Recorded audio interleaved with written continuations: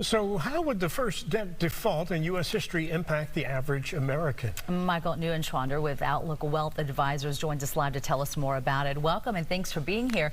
First off, millions of Americans wouldn't get a paycheck?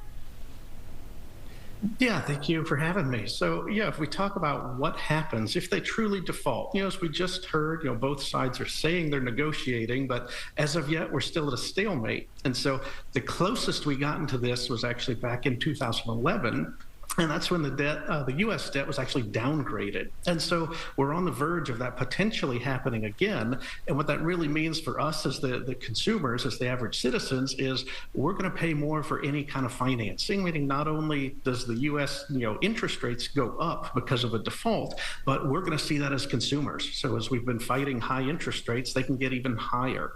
And we're more likely to tilt towards a recession, which means loss of jobs. And so, ultimately that can lead to a global recession is sort of what the fear, because the U.S. isn't the only country in this kind of financial shape, either.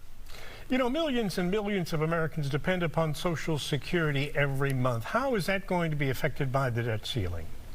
So as they have to make those tough decisions, if we truly default, as Janet Yellen has kind of set that June 1st deadline, the things that the government pays routinely are what are in danger of not being paid. So one of those big ones is Social Security. You also have federal employees, and you also have veterans benefits. And those are the areas where ultimately people would get made up for that money. But if you have to go without, for even a month, that can be, truly devastating for some people. And what's scary is the thought of loss of jobs. We've heard millions of jobs could be lost if this default lasts just 1 week. So what would you suggest right now? I mean, is there some pretty big concern that could happen?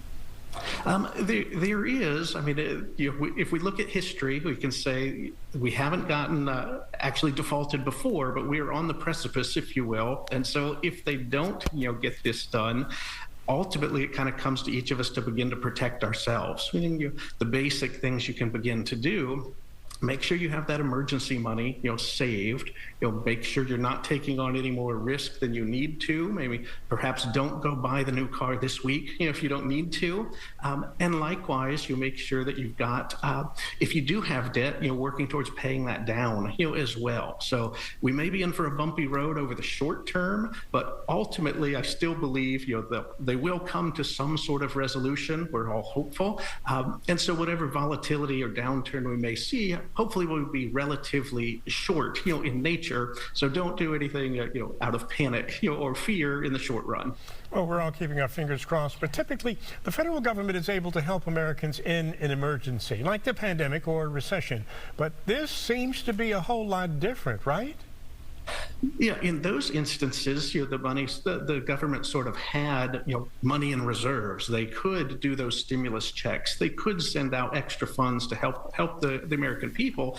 In this case, they simply don't have the money. From a consumer perspective, it's almost like somebody who's run up a credit card and they're having to go ask for a higher credit limit. Well, right now, Congress is the one who controls that credit limit. So if they can't come to an agreement, there is no extra money for the government to be able to help people with. Okay, so I'm always a worst case scenario person because I just like to picture. Let's say that it doesn't happen. They don't reach a deal. Millions lose their jobs. How quickly do we start to recover so that those people get those jobs back?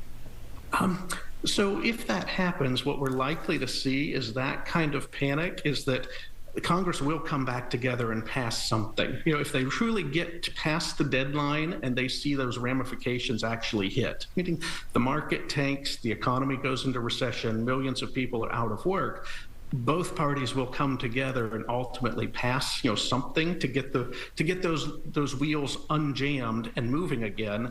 But as we've seen, even in the pandemic, when they acted very quickly, it still took 3, 4, 5 months for things to even begin to turn around.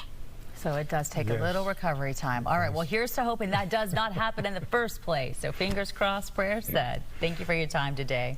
Thank you, Michael.